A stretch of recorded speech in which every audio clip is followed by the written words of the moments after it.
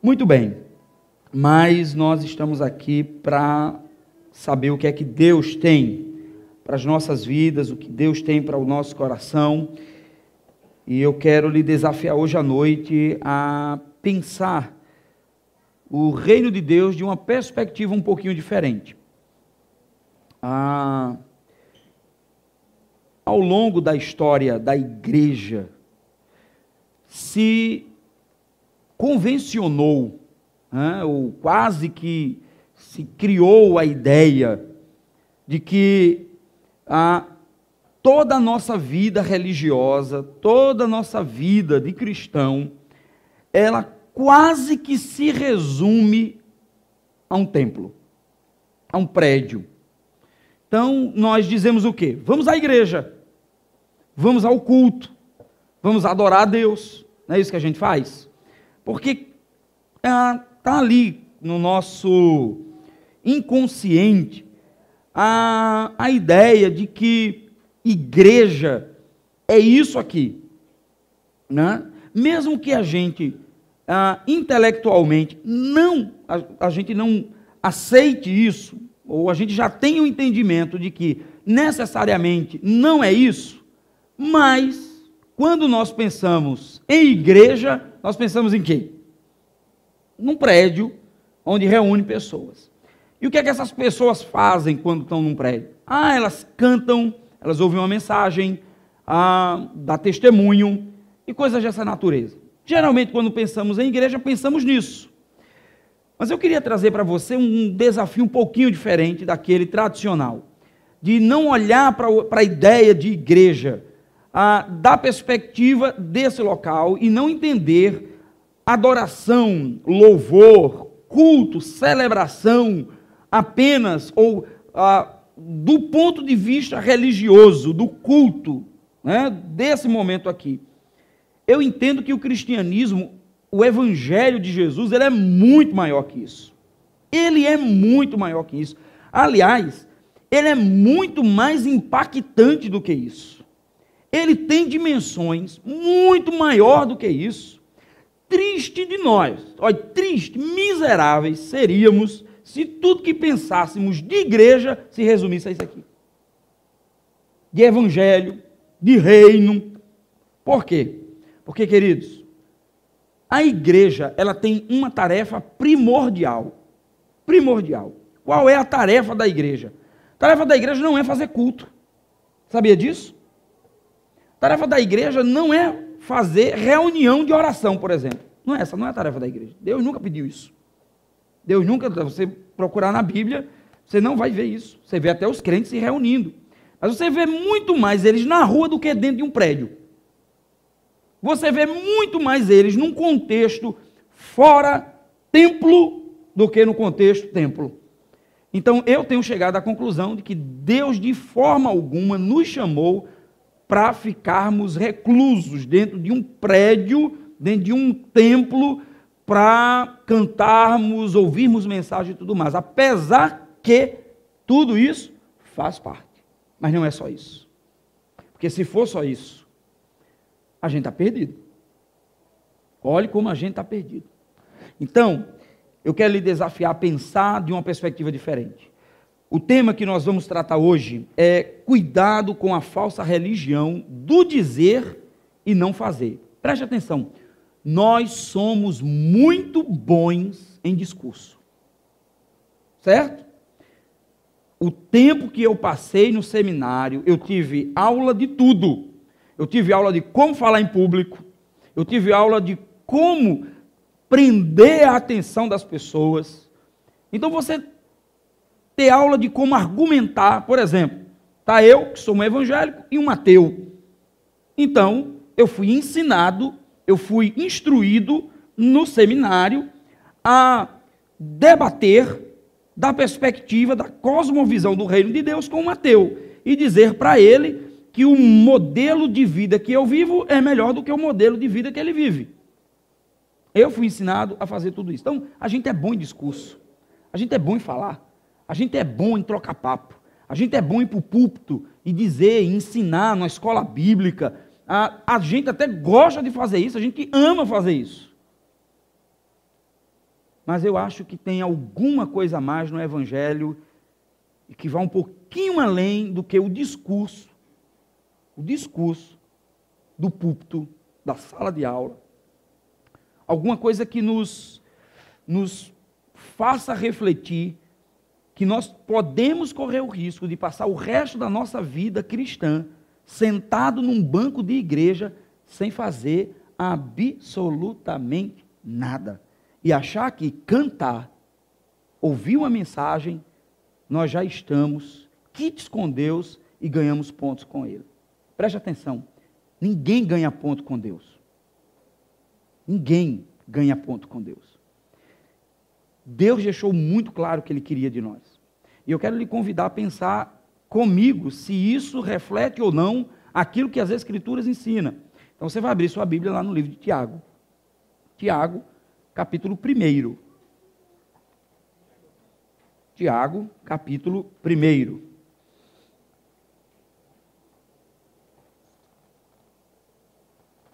E nós vamos ler a partir do verso 19. Tiago, capítulo 1, a partir do verso 19. Todo mundo encontrou, amém? Quem não encontrou, pode pedir misericórdia, que eu espero. Então, todo mundo achou, né? Tiago, a partir do verso 19, vamos lá? Meus amados irmãos, tende certeza disto: todo homem deve estar pronto a ouvir, ser tardio para falar e tardio para se irar. Porque a ira do homem não produz a justiça de Deus. Por isso, livrando-vos de todo tipo de impureza moral e vestígios de maldade, recebei de boa vontade a palavra em vós implantada, poderosa para salvar a vossa vida. Sede praticantes da palavra e não somente ouvintes, enganando a vós mesmos. Pois, se alguém é ouvinte da palavra e não praticante, é semelhante a um homem que contempla o próprio rosto no espelho. Porque ele se contempla, vai embora e logo se esquece de como era. Entretanto, aquele que atenta bem para a lei perfeita, a lei da liberdade, nela persevera, não sendo ouvinte esquecido, mas praticante zeloso, será abençoado no que fizer. Se alguém se considera religioso e não refreia sua língua, engana seu coração e a sua religião é inútil. A religião pura e imaculada diante do nosso Deus e Pai é esta: visitar os órfãos e as viúvas nas suas dificuldades e não se deixar contaminar pelo mundo. Amém? Vamos orar? Ó Deus Santo, nos ajuda a compreender claramente a Tua palavra. Ó Deus, tira de nós qualquer distração que nos faça perder o contato com aquilo que o Senhor deseja nos ensinar. E que possamos, de fato, sair hoje à noite daqui com um tremendo desafio no nosso coração. O desafio de fazermos a diferença para a glória do nome de Jesus. Nós te oramos assim, agradecidos, em o nome de Jesus. Amém e amém.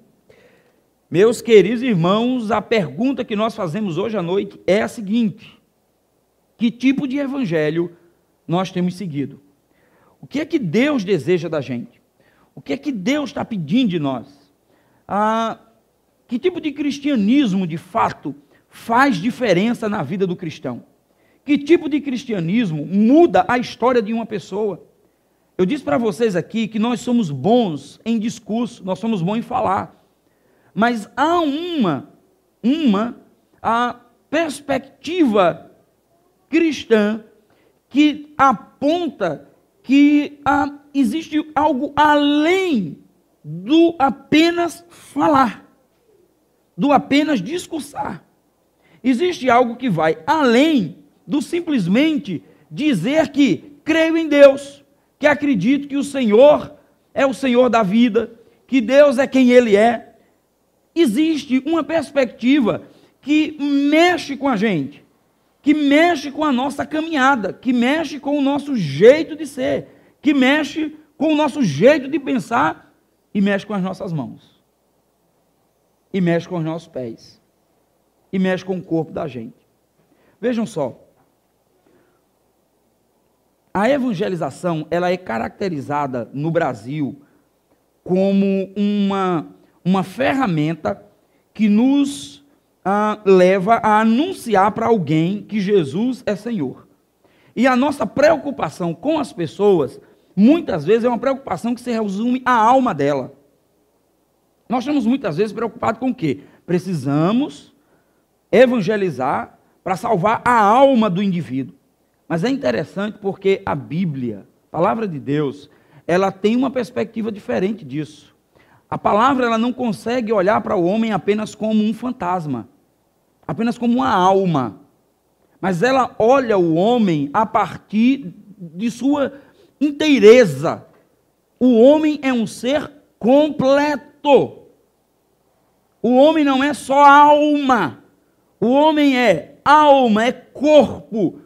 Esse homem come, esse homem dorme, esse homem trabalha, esse homem faz coisas, esse homem pensa, esse homem chora, esse homem sente.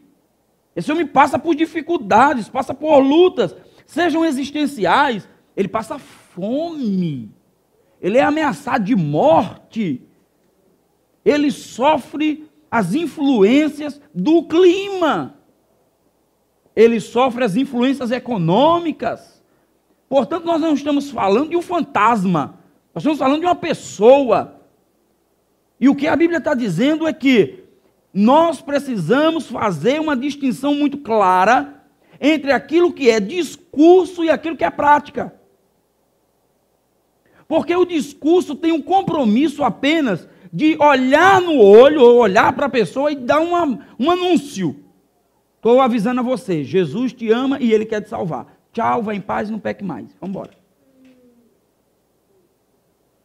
Mas a perspectiva do reino é outra. É outra. É de se envolver. É de pôr a mão na massa. É de entrar na vida do outro. É de sentir a dor do outro. É de sentir a necessidade do outro. É de perceber as limitações dos outros. É de entender que o evangelho não é apenas uma perspectiva individualista. Gente, não é brincadeira, não é brincadeira. Hoje nós frequentamos as igrejas porque nós estamos muito mais preocupados com nós mesmos. Parece que o mundo gira em torno da nossa cabeça. Parece que nós somos o centro. E aí eu preciso ir para a igreja para Deus falar comigo, para que eu possa ter uma mensagem que fale ao meu coração, que me dê ânimo, que me dê... Não está errado. O que eu estou dizendo é que, na perspectiva do reino de Deus, não há espaço para individualidade. Primeiro, preste atenção. Jesus veio e instituiu um negócio chamado igreja. Igreja. Mas antes de instituir igreja, ele escolheu pessoas. Ele não escolheu uma pessoa para andar com ele. Você viu? Você lembra de Jesus ter escolhido uma pessoa só? Não. Ele escolheu pessoas. 12 pessoas para andar com ele. Quando ele disse que iria derramar o seu Espírito, lá em Atos capítulo 2, isso acontece, quando o Espírito de Deus desce sobre as pessoas. Sabe o que é impressionante? Só desce quando tem 120 reunidos, não tinha nem mais 12, já tinha 120. Ela estava aumentando, aumentando, porque é coletivo, igreja, eclesia, assembleia, gente. Nós particularizamos Deus. É meu Deus, é a minha igreja. E parece que a gente vem para esse lugar aqui como se tivéssemos à espera de ouvir um guru falar, aonde ele vai dizer alguma coisa que resolva os meus problemas. Ah, meus problemas hoje vão ser resolvidos porque Deus vai falar comigo. Será que não é isso que acontece com essa onda da teologia da prosperidade? Que leva as pessoas a viver uma religião particularizada, de um Deus particular, de um Deus que é mais um ídolo, do que um Deus eterno e soberano. Será que não é essa perspectiva que nós temos vivido de um Deus muito mais particular do que um Deus que está preocupado em ter pessoas que caminhem juntos para cumprir a missão que é dele, de Deus? A falsa religião, ela introduz na nossa mente a ideia de que o que importa é ter conhecimento. O que importa é saber das coisas. O que importa é conhecer as coisas. Mas a teologia da Bíblia diz que nós precisamos fazer muito bem a distinção entre uma religião que é só teórica, de uma religião que tem a teoria, mas que tem a prática. Se não, queridos, tudo isso que a gente está vivendo aqui é uma grande ilusão. Entendeu? Ser crente é bom, eu sei que é bom. Eu sei que a gente tem uma perspectiva diferente de enxergar a realidade, de enxergar a vida. Se bebia, não bebe mais. Se fumava, não fuma mais. O garotinho agora, o rapazote aí, a mocinha, agora se guarda, o menino não transa mais com a menina, os namorados, pelo menos se espera, os casais de namorados não transam mais antes do casamento. A gente fica esperando que seja isso que aconteça. Então tem uma perspectiva diferente, é ou não é? Não é? Ser crente não é isso? Mas se eu disser para você, meus queridos, que não é só isso, que é muito mais.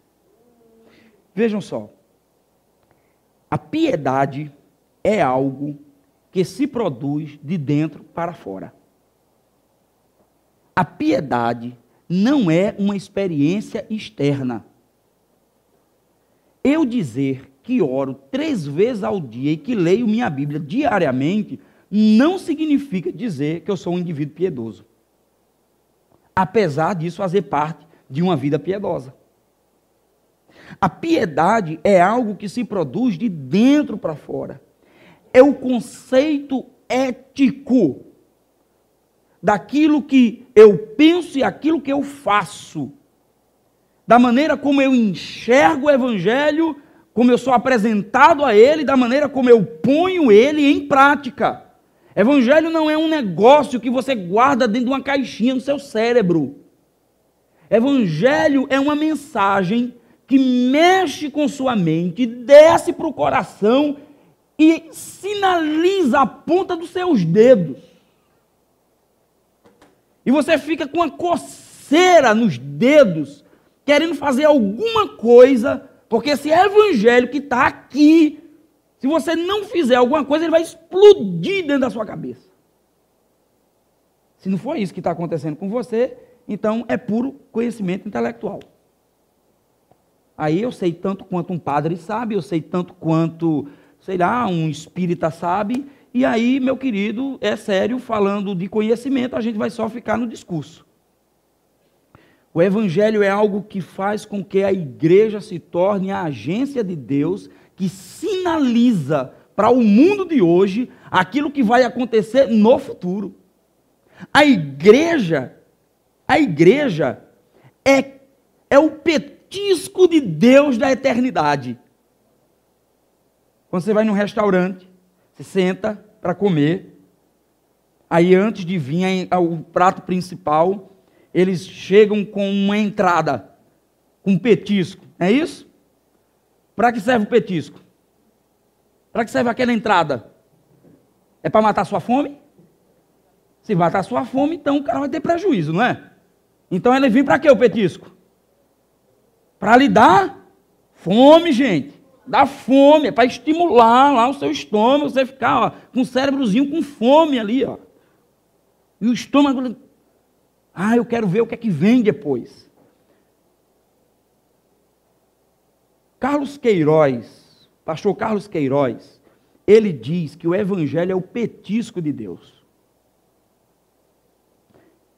É a entrada de Deus. A igreja, quando ela se dispõe a entrar no mundo, quando ela sai da sua redoma e ela entra no mundo, mesmo não sendo do mundo, ela põe na boca do mundo um pouco daquilo aquilo que possa ser ou que ela possa experimentar no futuro. A minha função e a sua função, enquanto cristãos, é pôr na boca do mundo um pouco daquilo da eternidade. Se você quiser que as pessoas lá fora experimentem essa graça aqui, essa coisa gostosa de estar todo mundo junto, cheirosinho, ar-condicionado, né? Todo mundo perfumado. Se a gente quer, de fato, ser a igreja que Jesus sonhou, a gente precisa ir lá fora, viver a dor deles, sentir as dores deles e convidá-los para experimentar um pouquinho, que seja só, da graça que há de vir. Quem tem que fazer isso não é Dilma. Quem tem que fazer isso não é Aécio. Essa briga imbecil de crentes por direita e esquerda que chega ao cúmulo do nojo, só demonstra a falta de compromisso dos crentes com Jesus. Eles só têm compromisso com os seus partidos. Você sabe com quem Dilma está comprometida? Com ela mesma. Você sabe com quem Aécio está comprometido, ou seja lá, direita ou esquerda? Com ele mesmo. Eles não estão preocupados com o miserável lá da favela, da creche vizinha, a minha comunidade, o meu bairro, com um cara que não tem água encanada, que não tem saneamento básico, que não tem educação, que a mãe leva o menino lá para a igreja para ser alfabetizado, um menino que está no 4º ano e não sabe ler e nem sabe escrever. Vai lá para a igreja para tentar aprender. E a mãe acompanha o menino e fica querendo estudar com o menino, porque também não sabe ler e não sabe escrever. Você acha que algum deles estão preocupados com isso? Nenhum deles estão preocupados com isso não, meu irmão. Essa briga é uma briga boba. É uma briga boba, imbecil. Você sabe quem é que pode transformar esse mundo? É a igreja, gente. É eu e você. Você sabe quem é que pode sinalizar para a prostituta que existe um estilo de vida melhor do que aquele que ela está vivendo, mesmo que ela pague o preço de ter uma qualidade de vida financeira um pouquinho mais baixa? É a igreja. Você está entendendo? Ou nós começamos a pensar de uma perspectiva de igreja fora dos padrões que estão aí fora, que nós estamos absorvendo. Ou, queridos irmãos, nós vamos lamentar viver uma igreja medíocre que não consegue transformar sequer 500 metros ao seu redor. O grande desafio que a igreja do Senhor tem é ser uma comunidade transformadora. Uma igreja que mude a história. De nós assumirmos de corpo e alma a perspectiva apostólica de dizer que não estamos preocupados com dinheiro, não estamos preocupados com riquezas, com bem-estar financeiro. O que nós estamos preocupados é em sinalizar o reino de Deus. Aí, deixa eu dizer uma coisa para você. De bônus, Deus pode lhe dar alguma coisa. Sabia? De bônus, Deus pode lhe dar alguma coisa. O reino de Deus não é uma loteria. O reino de Deus não é um lugar onde você vem para ganhar coisas. O reino de Deus é um lugar onde você vem para doar. Botar isso na cabeça dos crentes é difícil. Porque foi ensinado para a gente que igreja é um lugar só para ganhar. Aí por isso você vê tanto crente fraco, tanto crente medíocre, tanto crente que vai vivendo a vida após vida, dia após dia, ano após ano, vivendo um evangelho fraco, pobre, porque nunca soube doar, nunca soube dar, nunca soube se dar, porque sempre viveu na religião do discurso, sempre essa religião do dizer e não fazer. Gente, não era isso que Deus estava preparando para a gente. A ética de Jesus é uma ética que põe a vida em prática, que põe a teologia no dia a dia. Um outro pastor muito conhecido, pastor colega, ele parafraseando, né, o texto do Evangelho de João, quando diz, e o verbo se fez carne e habitou entre nós, ele faz uma mudança, ele diz assim, e o verbo se fez carne e pisou na lama. Mas quem de nós quer pisar na lama? Diz aí, quem de nós quer pisar na lama? Quem de nós quer sofrer a ideia de tomar uma cruz? De tomar a cruz. Eu li esses dias um livro pequenininho, rápido, é um clássico muito conhecido, chamado Em Seus Passos, o que Faria Jesus. É bem um livro pequenininho, rápido de ler. Eu li rapidinho numa tarde, manhã, tarde, eu li rapidinho o livro. Em Seus Passos, o que Faria Jesus? Conta a história de uma igreja, de um pastor, que resolve fazer um desafio. E o desafio que ele faz é o seguinte, olha, era uma igreja relativamente boa, os crentes muito bem resolvidos, financeiramente. Havia uma coisa tranquila no ar, havia uma experiência tranquila, todo mundo estava bem, todo mundo estava tranquilo, todo mundo estava maravilhosamente bem. Aí o pastor resolve fazer uma pergunta, em seus passos, o que faria Jesus? Ou, o que faria Jesus nessa situação específica? Aí eles começaram a refletir, aí começou a haver um burburinho no meio da igreja, de que eles poderiam mudar o estilo de vida. E aí eles começaram a fazer coisas que não estavam, que não era do senso comum, que não era do cotidiano. E eles começaram a sofrer perseguição por causa disso. Sabe por quê? Porque tiraram o evangelho da teoria e puseram na prática. Porque a irmã que tinha uma herança, abriu mão da herança para poder pregar para os pobres. Porque a irmãzinha que era editora de um jornal, resolveu mudar o tipo de conteúdo do jornal e pagar o preço de ter quase o jornal fechado, porque a partir de agora ela tem uma outra perspectiva. Vocês entendem? É quando a gente sai, a gente pega isso aqui, incorpora na gente e leva isso lá para fora. Aí, daqui uns dias, você sabe que vai chegar aí declaração de imposto de renda, não é? É dose, não é não? A gente fica pensando, poxa vida, é brincadeira um negócio desse, tem que pagar, devolver dinheiro para o governo. Eu tenho que dar um jeito aqui de resolver isso. Que tal deduzir alguma coisa da qual a gente não... Tem algum pecado nisso? Acho que não, né? O governo rouba tanto da gente, né? Eu acho que não tem problema nenhum, não. Que é isso, bobagem. Corrupção. Qual o problema? Estava ouvindo outro dia um vídeo e um educador dizendo o seguinte, a corrupção é um problema genérico e é uma epidemia que atinge não só a classe política, é uma ilusão essa coisa de achar que corrupção é coisa de político. A corrupção é uma coisa que está aqui embaixo.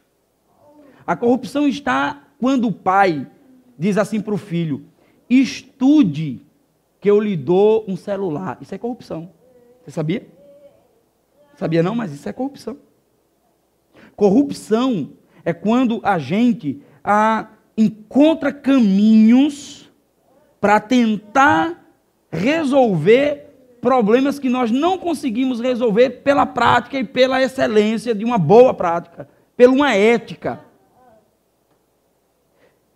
Quem quer viver o Evangelho de Jesus ou paga o preço de fazer as coisas por um entendimento que tem que fazer, porque precisa, porque o reino de Deus exige isso. Queridos, nós vamos ficar sempre no discurso. A corrupção, ela começa quando a gente está perto de uma blitz e lembra que a nossa carteira de motorista está vencida. E aí a gente tira lá um dinheirinho para resolver o problema. Estava vindo com um casal, irmãos, e nós Estávamos numa rua e ele fez uma convergência assim para a esquerda, numa rua que tinha acabado de sair uma placa que era proibido entrar. E a placa estava bem na frente, não estava lá, dizendo, não pode entrar à esquerda. O irmão entrou, mas, gente, quando ele entrou já lá nos cones dos guardas. Já foi entrando, porque ele não tinha mais para onde ir, porque ele faz essa convergência, ele não tinha como vir aqui pelo meu filho. Então ele já vai abrindo ali, já está os guardas ali. Ele só foi entrando. Aí eu imagino, poxa vida, oh, que coisa mais desagradável, né? Vai levar uma multa, aquela coisa. Aí o irmão, muito espiritual, né, pediu ao guarda, por favor, aguarda um instante. Aí aguardou, ele pegou o telefone dele, discou para alguém, que eu até hoje não sei quem é, ligou, por favor, seu guarda, entregou para o guarda pôs no ouvido, tá? Pois não, o senhor pode ir embora. Você sabe o que é isso? Corrupção. Esse mesmo irmão, ele vai para o Facebook falar mal do político. Falar mal da roubalheira da Petrobras. Sem ética, sem prática cristã. Tudo é falácia. Tudo é invenção. A gente é bom nessas coisas. A gente é bom de falar mal dos outros. O ruim é pagar o preço de fazer o que Jesus fez. Osso duro de roer é andar como Jesus andou. É ser um marido que Jesus seria. É ser uma esposa que Jesus seria. É ser um filho que Jesus seria. Isso é complicado. Mas burlar, enganar, dar um jeitinho, dizer que isso é uma bobagem. Que é isso, gente? Todo mundo faz. Só que você não é todo mundo. Você foi comprado pelo sangue de Jesus. Você foi chamado para ser uma diferença, para ser um diferencial numa sociedade corrompida. Você foi chamado para salgar a podridão. Você foi chamado para sinalizar para um pobre que não tem condições, de que você tem como ajudá-lo. Eu estava pregando um dia desse, numa formatura, uma formatura de alunos de nutrição, e eu dizendo para eles assim, olhe, preste atenção, não façam do curso de vocês apenas um desejo de ganhar dinheiro. Não entre na lógica do lucro. Não entrem. Aprendam a ajudar. Aprendam a ter compaixão. Aprendam a abrir mão de dinheiro. Usem essa ferramenta de vocês como a possibilidade de sinalizar que no reino de Deus há justiça. E não faça isso como desencargo de consciência, por pena. Faça isso por entender que no reino de Deus não há pobres e não há ricos, não há negros, não há brancos. No reino de Deus somos todos um. E se nós queremos que as pessoas saibam que é o reino de Deus e sintam o reino de Deus, precisamos dar a elas hoje um sinal disso. Não sendo racistas, não sendo preconceituosos, não fazendo vistas grossas para quem não tem condições, mas pegando esse evangelho e vivendo na prática. Porque, como diz Tiago, é morta. Capítulo 2 de Tiago, ele vai dizer isso. Fé sem obras é morta. Se vocês julgam serem salvos porque vocês creem em Deus, estão fazendo bobagem, porque até os demônios creem e tremem. Você sabe o que é que Tiago diz? A salvação, ela é vista, você só consegue enxergar a salvação nas pessoas através de quê? Daquilo que eu faço. Não é daquilo que eu digo. Você entende? As pessoas só saberão que de fato recebemos a salvação em Jesus quando elas olharem para aquilo que nós fazemos, e não para aquilo que a gente diz, gente. Porque a gente diz o que a gente quiser. O evangelho é algo que vai muito além, muito além, muito além. A verdadeira religião não é algo que apenas se diz ou declama, mas algo que se faz, que se realiza. Evangelho é visto na prática, é no dia a dia, não é só no discurso. É dever nosso, portanto, fazer essa distinção entre a teologia e a ética.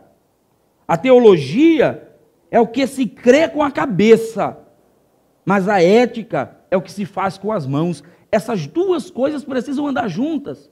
Tudo aquilo que eu aprendo, quando você senta na escola bíblica dominical, na sala, onde o professor diz assim, Jesus é Deus, você está aprendendo teologia, você não precisa ir para um seminário para aprender teologia.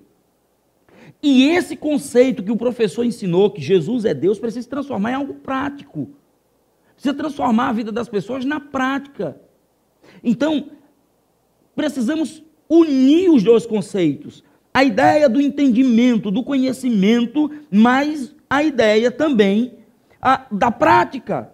Teologia e ética, doutrina e prática são os dois pés sobre os quais caminha a fé e sobre o que se sustentam ou se sustém a verdadeira religião.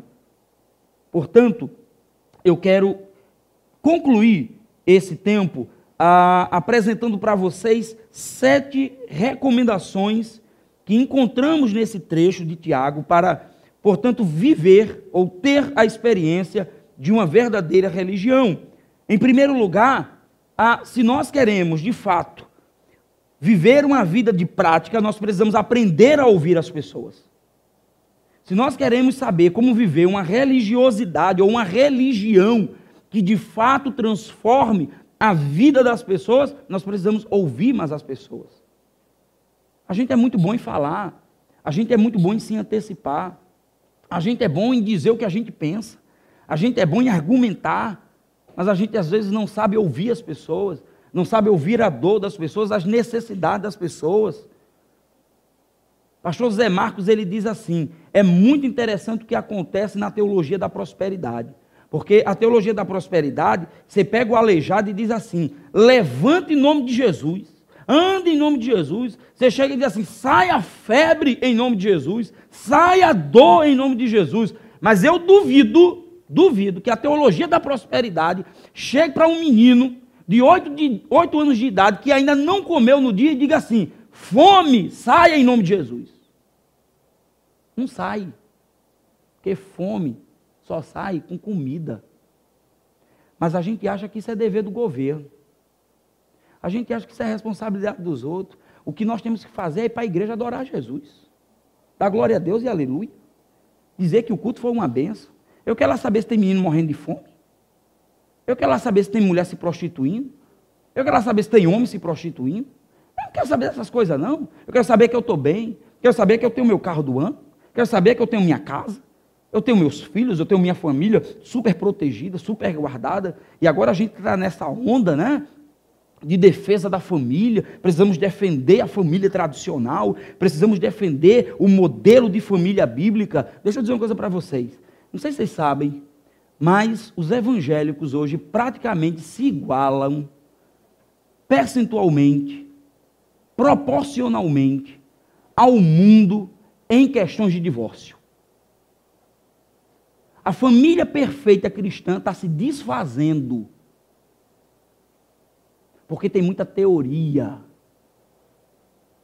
tem pouca prática, tem pouca vivência. Você acha que eu vou para um púlpito defender uma família tradicional sem botar o dedo na cara do maridão que chega na igreja de braços dados com a mulher, mas que em casa é um cavalo batizado? Você acha que eu vou defender essa família? Do cara que quando está perto de chegar em casa, a mãe diz, menino, se ajeita, teu pai está chegando. Quando chegar, se ele pegar você desse jeito, você vai ver o que acontece. O pai é um terror dentro de casa. Você acha que esse tipo de família que eu defendo isso não. Você acha que eu defendo um tipo de família em que o cara é um negócio na igreja, mas em casa é outro? Eu não defendo essas coisas, não.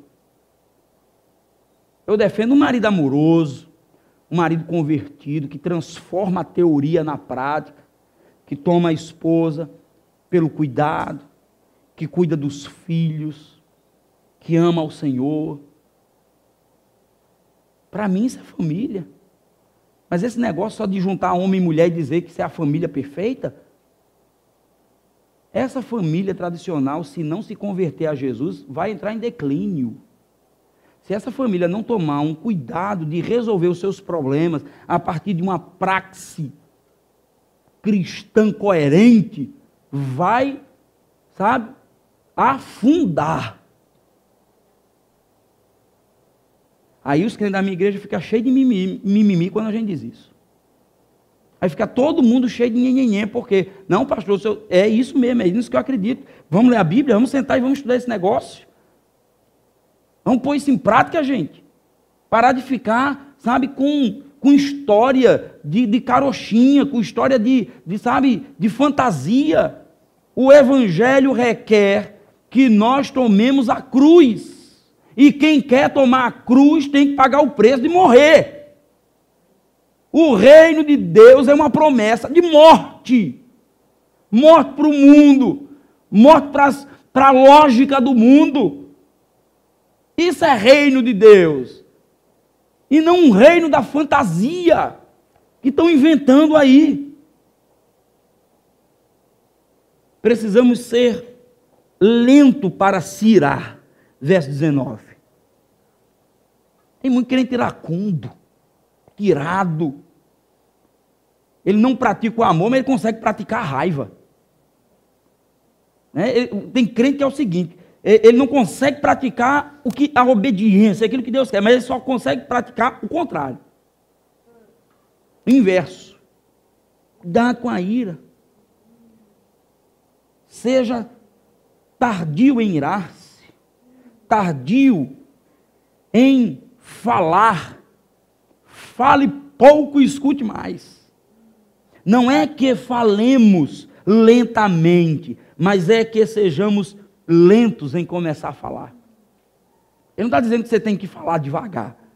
Ele está dizendo que você tem que falar menos. Ouça mais, sinta mais, perceba mais, olhe o que está ao seu redor, abra o jornal, veja a realidade, saia do mundo de fantasia. O mundo está de cabeça para baixo, os valores se inverteram, a realidade é outra. E se a igreja do Senhor não tomar uma posição de fronte, se a igreja do Senhor não tomar a decisão de arregaçar as mangas e dizer: nós somos o referencial de verdade, de pureza, de vida santa para o mundo. Você sabe onde é que eles vão procurar isso? Em lugar nenhum, porque não tem. Não tem. Na escola, na política, na ética empresarial brasileira, que se transformou no patrão dos políticos. Político que serve a empresário, empresário que suga funcionário. Essa é a ética que a gente vive, meus irmãos. Esse é o mundo que a gente vive. E a gente vai fechar os olhos para isso, vai viver um mundo de fantasia dentro de igreja? Ou a igreja do Senhor se posiciona e diz: nós temos uma lógica de vida diferente, ou nós vamos pagar um preço alto. Um alto preço. Eu digo isso todo dia para a minha comunidade. Despojam-se de toda a imundícia e de toda a maldade. Nós estamos vivendo hoje um declínio moral dentro das nossas igrejas. Ninguém sabe mais o que é ser um cristão de verdade. As pessoas perderam pudor, respeito. Dia desse eu cheguei na igreja, eu quase que um treco lá, manzinha lá, participando de um negócio lá, com um short que eu vou dizer, meu amigo, que era aquilo, gente? Perdeu o sentido, entende? Não tem, às vezes a Bíblia não tem significado nenhum, não muda nada. Perdeu o sentido, a referência, padrão, a maneira como se enxergar, a lógica evangélica. Perdeu-se isso, perdeu, acabou-se. Em quarto lugar, receber com mansidão a palavra implantada. Há uma dificuldade quando você vai falar com o irmão e exortá-lo na palavra. É cheio de não me toque. Você não pode falar, porque se você for dizer alguma coisa, é porque aí toma como pessoal. Ser praticante da palavra. Praticar a palavra. Não só ouvir, mas interiorizar isso e pôr em prática. Hebreus vai dizer assim, lá no capítulo 5, quando vocês deviam ser mestres, ainda são crianças. Quando vocês deviam estar comendo um feijão pesado, ainda estão tomando leite. Sabe por quê? Porque não pratica. Só ouve, só ouve, só ouve. Só ouve. Eu vou dizer uma coisa para vocês. Eu não sei aqui vocês, que eu não conheço aqui, mas na minha igreja tem irmão que já deveria ter pós-doutorado em Bíblia umas 4 vezes. Só pelo tempo que tem de banco de igreja. Porque já ouviu, eu fico imaginando quantas mensagens essa pessoa já ouviu. Mas não passa daquilo. Fraco. Cresce, não amadurece, porque só ouve e não pratica. Precisamos estar atentos à lei perfeita, à lei da liberdade. Perseverar na perfeita lei da liberdade. E como ele diz aqui no finalzinho, se alguém se considera religioso, não refreia sua língua, engana seu coração e a sua religião é inútil. Isso é forte. É forte. Tiago está cheio dessas expressões. Fé inútil. Religião inútil. Sabe por quê? Porque ele percebia que a tendência nossa é falar muito, é ter muita teoria e pouca prática. A religião pura e imaculada diante do nosso Deus e Pai é esta: visitar os órfãos e as viúvas nas suas dificuldades e não se deixar contaminar pelo mundo. Essa é a religião. Se um dia alguém lhe perguntar o que é religião, abra Tiago, capítulo 1, versículo 27. Aí você diz para ele o que é religião. E mais do que isso, você diz assim: eu pratico isso. Eu me preocupo. A minha religião não é só intelectual, é prática, é do dia a dia, que transforma. A maior dificuldade que eu tenho tido nesses últimos anos é com adolescentes na minha igreja, porque eles não conseguem ter referencial nenhum. Às vezes a luta nossa é tentar ensinar esses meninos a serem o diferencial aonde eles estão. Mas existe uma lógica e um padrão aí fora que fica pressionando eles e dizendo: para que isso, cara? Vamos ser igual a gente, vamos ser igual a gente. Então, queridos irmãos, o nosso desafio é o de ultrapassarmos o discurso de que Jesus salva e de que Jesus é maravilhoso e lindo. Precisamos viver um evangelho que mude a vida das pessoas. Precisamos nos envolver com as pessoas, precisamos sentir a dor das pessoas, precisamos sentir a dificuldade delas, precisamos saber que o reino de Deus é mais do que um templo. O reino de Deus é vida. O reino de Deus é vivido lá fora, na rua. Na rua. Se eu e você não conseguirmos entender isso, a gente vai ter muita dificuldade em viver um evangelho que mude de fato a nossa vida. Eu quero lhe convidar a orarmos, a pedirmos a Deus nessa hora que nos dê sabedoria, discernimento, para que de alguma forma nós possamos sair, né, de uma realidade que só nos impulsiona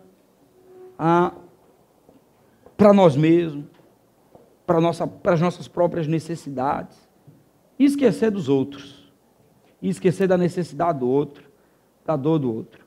Por isso que eu tenho me apaixonado demais por Jesus. Eu tenho relido o Novo Testamento e tenho tido uma outra perspectiva. Quando eu leio, por exemplo, os profetas, eu consigo ter outra visão. Eu consigo ver Isaías dizendo assim: quem disse para vocês que eu estou pedindo alguma coisa? Quem disse para vocês que eu estou pedindo que vocês me ofereçam culto? Jejum, vocês estão me oferecendo jejum? Quem disse para vocês que eu quero esse jejum? O jejum que eu quero é outro, é que vocês protejam o órfão, protejam a viúva, que vocês ajam com justiça. Lá em Miqueias capítulo 6, a partir do verso 6, ele vai dizer: ó homem, eu vou dizer para vocês o que Deus pediu. Deus não pediu para você sacrifício, Deus não pediu para você holocaustos, Deus não pediu para você bezerro morto, sacrificado. Vou dizer para você o que Deus pediu. Deus pediu que você haja com justiça, que você proteja o necessitado, que você viva o evangelho na prática e saia desse mundo de fantasia. Ou nós vivemos isso, ou a gente vai ficar só jogando o nosso tempo para fora, sem entender realmente aquilo que Deus deseja para nossas vidas. Eu quero lhe convidar para curvar a cabeça para nós orarmos agora. Ó Deus Santo, há muito o que aprender do Senhor. Há muito o que aprender das verdades do Senhor. Nós ainda estamos muito distantes, ó Deus. Nós ainda estamos muito distantes da tua vontade. A igreja do Senhor aqui no Brasil ainda está muito tímida. Ainda não consegue impactar a realidade que está vivendo. Ainda somos, ó Deus, pessoas muito egocêntricas. Transformamos, ó Deus, o culto numa experiência pessoal, externa, que não muda nós, nem muda os outros. Porque só conseguimos ser isso dentro de 4 paredes. Porque quando a gente sai daqui, tudo é igual, tudo é do mesmo jeito. Ó Deus Santo, pedimos ao Senhor que nos ajude. É hora, e já chegou a hora, o momento chegou, em que o reino de Deus anuncia a justiça, a verdade e a equidade. E nós temos o privilégio de, enquanto igreja do Senhor, enquanto igreja, participarmos da missão de Deus. Queima os nossos corações, Senhor. Queima, arde em nós um desejo sobrenatural por amar, por desejar sentir, ó Deus, a tua presença em todas as áreas e momentos da nossa vida. Faz isso conosco. Abençoa essa igreja, os meus irmãos, abençoa pastor Marcelo, homem de Deus que tem tomado decisões e feito desafios impressionantes, que tem impactado a minha vida, que tem impactado a vida de tantas outras pessoas. Conduz esse homem nesse caminho de grandes desafios e de fazer dessa comunidade, dessa igreja, uma referência para a glória do nome de Jesus. Nós te oramos assim, ó Deus, em nome de Jesus. Amém, amém.